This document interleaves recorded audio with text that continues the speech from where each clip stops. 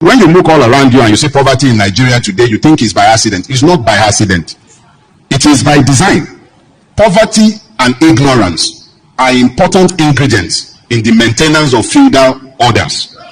The more you know, the more questions you would ask.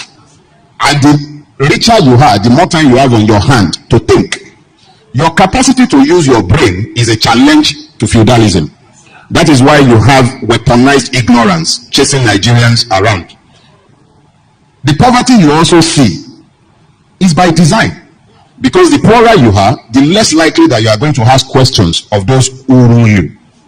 So you have this idea of feudalism that started as part of a culture, but that has transcended that culture.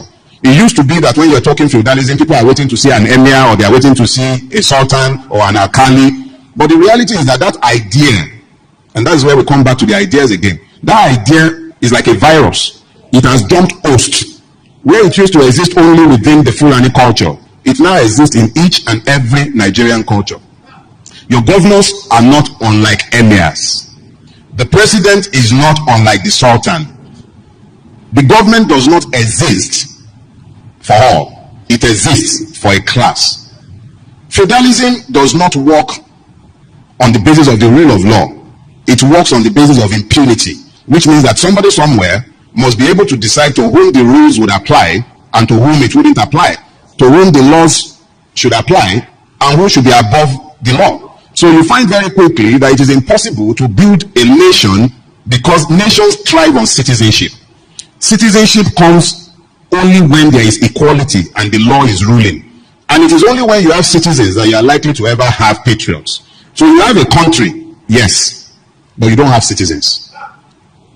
You have ruiners in place of rulers, and there are definitely no leaders.